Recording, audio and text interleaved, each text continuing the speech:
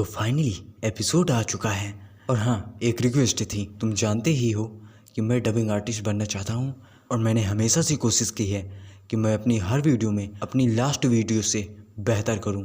तो इस एपिसोड में मैंने अपनी डबिंग को एक नेक्स्ट लेवल पर प्रेजेंट किया है। तो नीचे कमेंट में ज़रूर बताना कि क्या मैंने सच में अपनी डबिंग को एक नेक्स्ट लेवल पर इम्प्रूव किया है। बस यही रिक्वेस्ट थी। बाकी बढ़ते हैं एपिसोड की तरफ को।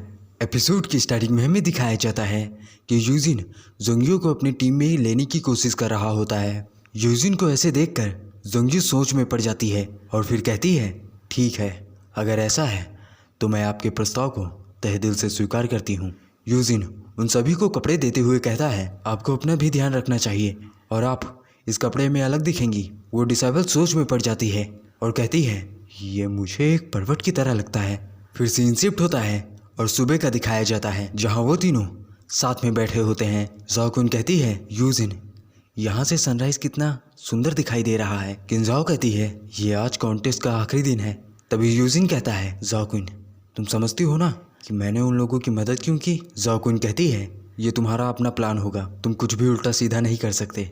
तभी आवाज़ आती है, हम तैयार हैं। यूजिन सामने देखता है और उसका फेस वाइट बिलोटे जैसा हो जाता है। फिर सामने दिखाया जाता है जहां जोंगियो यूजिन के दिए हुए कपड़े पहनकर बाहर आती है। ये देखकर यूजिन की ठड़क 7वें आसमान पर पहुंच जाती है। यूजिन को ऐसे देखकर ज़ाओकुन और किंग झाओ उसे झूठा, बेवकूफ़, कमीना कहने लगती हैं। तभी एक डिसेबल पत्थर के पीछे से कहती है, हॉर्न मास्टर। फिर वो बाहर आ जाती है और वो हाथ देकर अपने साथियों को बाहर आने को कहती है।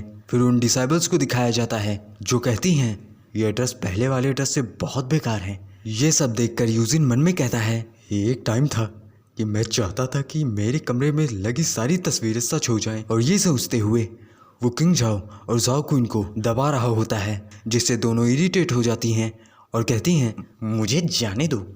फिर यूजिन जोर जोर से हंसने लगता है और स्वैग वाला पोज देने की कोशिश करता है। तभी उसके पीछे ब्लास्ट हो जाता है। अचानक हुए ब्लास्ट से यूजिन डर जाता है और सीरियस होते हुए कहता है, कौन है जिसने मेरे स्वैग वाले पोज को बिगाड़ा। फिर सामने दिखाया जाता है जहां हल्क जैसा एक आदमी खड़ा होता है। फिलहाल के लिए हम इसे नाम देंगे 2.0। उसे देखकर यूजिन कहता है, मैंने तुम्हें एक रात के लिए छोड़ा क्या? तुमने तो बेवकूफ़ों की तरह अपनी मसल्स बढ़ा ली। 2.0 गुस्से में चिल्लाते हुए कहता है, जब फिजिकल ट्रेनिंग की बात आती है तो हमारा सेक्टर सबसे आगे होता है। तुम्हें लगता है कि तुम इनविजिबल हो, ऐसा इसलिए क्योंकि तुम्हारा पला अभी तक किसी पावरफुल से नहीं पड़ा है। जोंगियो पीछे से कहती है, ये सब मिस्ट्री रिवर बर्ड के पॉइजन के चपेट में आ गए हैं, मैं अपने चार्मिंग स्पेल का यूज़। तभी यूजिन बात को काटते हुए कहता है, बेवकूफ़ी मत करो, मैंने अभी अभी तुमको नाइटमेयर से फ्री किया है, अब मैं तुमको फिर से उस रास्ते पर चलने नहीं दे सकता। ये सुनकर जोंगियो ब्लश करने लगती है। फिर यूजिन अपने टैंक्स को बाहर निकाल लेता है और कहता है, इससे हमें ये पता चलेगा कि वो कितने पावरफुल हैं। लेकिन उन टैंक्स का उन पे कोई भी असर नहीं होता है, जिससे यूजिन थोड़ा हैरान हो जाता है। और तभी 2.0 यूजिन के ऊपर अपनी पूरी पावर से हमला कर देता है। यूजिन किलर लुक देते हुए कहता है, रोह। तभी रोह अपनी सिलेसिस का यूज करता है, जिससे 2.0 घुटने के बल आ जाता है। रोह डेडली लुक के साथ कहता है, क्या ये शरीर बस दिखाने के लिए है? 2.0 कहता है, नामुमकिन, हमारी पावर्स के सामने टैंक्स और बंदूकें भी कुछ काम नहीं आती हैं। जिस पर यूजिन कहता है, इतना दिखावा करने की कोई ज़रूरत नहीं है, जबकि तुम कमज़ोर हो।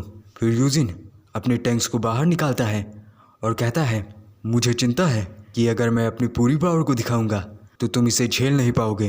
और वो अपनी दूसरी पावर का यूज़ करता है, जिसे देखकर 2.0 कहता है, उसे रोको। जिससे वो दोनों डिसेबल यूजिन को रोकने के लिए भागते हैं, लेकिन तभी यूजिन फायर कर देता है, जिससे उन सभी की हालत पतली हो जाती है। तभी ज़ाओकुन आती है और कहती है, तुमने तब तक फायर किया जब तक उनके पैर जेली जैसे नहीं हो गए। जिसको समझ नहीं आया मैं समझा देता हूँ। ज़ाओकुन को हमेशा नाइटमेयर आता है कि उसके पैर जेली जैसे हो गए हैं। हाँ, उसका यही डरावना सपना है कि उसके पैर जेली जैसे हो गए हैं। यूजिन जेली का नाम सुन के समझ नहीं पाता है और कुछ उल्टा सीधा सोचने लगता है और कहता है, तुम्हें ऐसी बातें नहीं करनी चाहिए। तभी कोई अपनी पावर का यूज़ करता है। लिनचेन देखती है और अपनी पावर से उससे बच जाती है, लेकिन यूजिन के साथ वो दोनों एक नेट में कैद हो जाते हैं। वो तीनों ऊपर देखते हैं तो एक बंदा दिखाई देता है, जिसे देखकर यूजिन कहता है, ये तो बुद्धा जैसा लग रहा है। तभी वो बंदा अपनी विंड पावर का यूज करता है, जिससे यूजिन के टैंक्स हवा में उड़ने लगते हैं। वहीं इस पावर से उन डिसेबल का हाल भी बेहाल होता है और इन दोनों को तुम देख ही सकते हो। कॉन्टेस्ट देख रहे लोग ये देखकर कहते हैं युंगजांग सेक्ट का सोल नेट, तो दूसरा कहता है ये कैसे हो सकता है, युंगजांग सेक्ट के लीडर का भी सोल नेट सिर्फ 7 मीटर का है, ये तो एक तालाब जितना बड़ा है। वहीं ग्रैंड मास्टर कहते हैं होलिन तुम्हें इस सोल नेट को देखकर कुछ अजीब लग रहा है। एल्डर होलिन ध्यान से देखते हैं और कहते हैं ये मिस्ट्री रिवर बर्ड है, जिस पर दूसरे एल्डर कहते हैं ये रूल के खिलाफ है, जिस पर एल्डर होलिन कहते हैं तो कोई है जिसने इविल बीस्ट को अंदर किया है। तीसरा कहता है इस कॉन्टेस्ट को जारी रखना बेकार है, हमें अभी से रोकना होगा, जिस पर एल्डर लिंसान कहते हैं नहीं। तीसरा एल्डर कहता है ब्रदर आज कॉन्टेस्ट का आखिरी दिन है, अगर हमें अच्छा परिणाम नहीं मिला तो हमारा प्रयास विफल हो जाएगा। एल्डर लिंसान कहते हैं बस अब हमें देखना है कि विनर कौन होता है, और अभी हमें उस धोखेबाज को भी तो पनिश करना है। ग्रैंड मास्टर चिल्लाते हुए कहते हैं वो सोल नेट एक हाई लेवल डिमोनिक बीस्ट का है, वो लोग इसे संभाल। ग्रैंड मास्टर आगे कुछ कहते हैं उससे पहले एक बंदा कहता है देखो वो क्या है।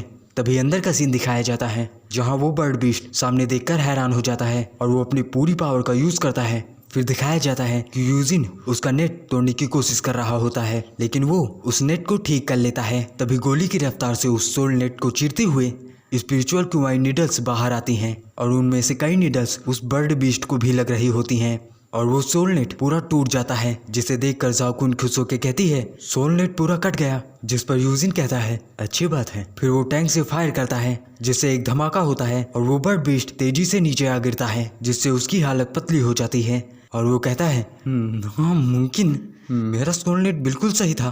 तभी यूजिन सामने आता है और कहता है जाल का यूज मछली पकड़ने के लिए किया जाता है, वो सुई को नहीं पकड़ सकती है और पावर को पाने के लिए बहुत पेन से गुजरना होता है, ये तुम्हारी इच्छा से काम नहीं करता।